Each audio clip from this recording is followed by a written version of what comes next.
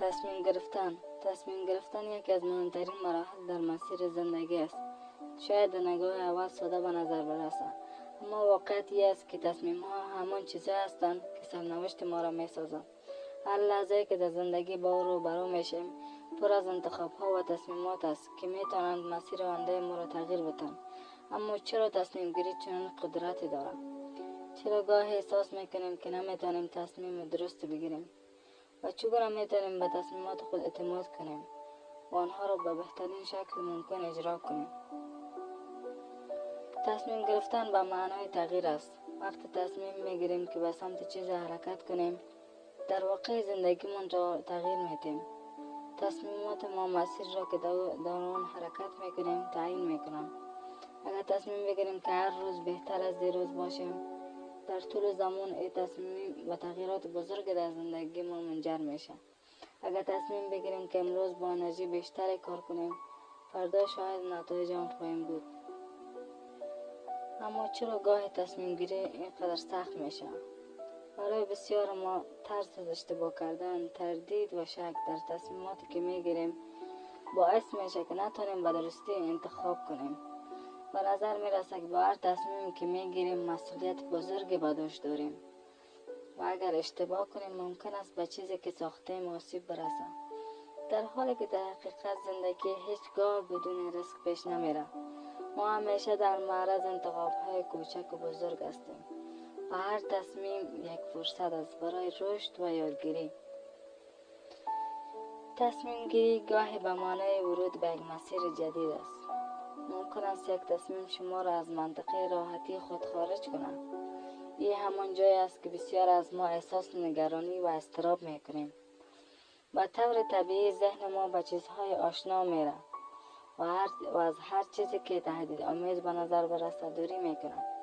اما حقیقتی است که همین تصمیمات سخت و متفاوت فرصت‌های جدید را به زندگی ما میاره. هر تصمیم جدید میتونه به ما کمک کنه تا از محدودیت‌های گذشته عبور کنیم و به نسخه بهتر از خود تبدیل شویم. یک تصمیم کوچک میتونه دنیا ما را تغییر بده. شاید فکر کنید که یک انتخاب ساده مانند شروع یک کار جدید یا تغییر عادت‌های روزانه تاثیر نخواهد داشت، اما در واقع تصمیمات با هم پیوستند و نتایج بزرگتری به همراه دارند.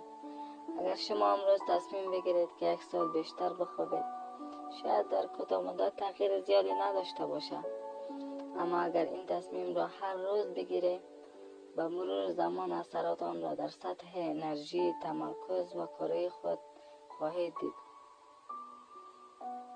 برخی از تصمیمات زندگی بسیار سخت‌تر از این هستند. تصمیمات که برای آینده تان تاثیر میگذارند. انتخاب شغل، مهاجرت به کشور دیگر یا تصمیم برای تغییر یک رابطه مهم. این تصمیمات میتوانند ترسناک باشند، زیرا شما نمیفهمید که آیا انتخاب شما صحیح است یا خیر. اما در چنین لحظات چیزی که باید به آن اعتماد کنید درک درست شما از خودتان و اهدافتان است. شما تنها کسی هستید که بهترین تصمیم برای خودتان میتونید بگیرید. دیگران ممکن است نظرات متفاوت داشته باشند، اما در نهایت این خودتان هستید که باید با تصمیماتتان زندگی کنید. در تصمیم گیری مهمترین نکته ای است که به خودتان باور داشته باشید. هیچ تصمیم کامل و بدون ریسک نیست. حتی تصمیمات بزرگ در زندگی ممکن است به جایی برسند که به نظر بیاید اشتباه کردید. اما باید بفهمید که هیچ تصمیم اشتباه نیست، بلکه همه آنها فرصتی برای یادگیری هستند. اگر تصمیمی که گرفتید باعث شد که نتیجه دلخواه نگیرید، این به معنای شکست نیست، بلکه به معنای است که شما تجربه جدیدی به دست آوردید و میتونید در آینده تصمیم بهتری بگیرید. یکی از مشکلاتی که بیشتر مردم با او روبرو هستند ترس از اشتباه کردن است. این ترس آنها را از گرفتن تصمیمات درست باز می‌داره و مانع پیشرفتشان میشه. باید یاد بگیریم که ترس از اشتباه نباید ما را متوقف کنه. هر اشتباهی که در مسیر تصمیم گیری رخ میده میتونه به یک درس مهم تبدیل شود که در نهایت ما را به موفقیت میرسونه. اگر هیچ وقت اشتباه نکنیم هیچ وقت رشد نخواهیم کرد. در نهایت تصمیم گیری به معنای اعتماد به مسیر خود است. وقتی تصمیم میگیرید آن را با اطمینان دنبال کنید و به آن پابند باشید.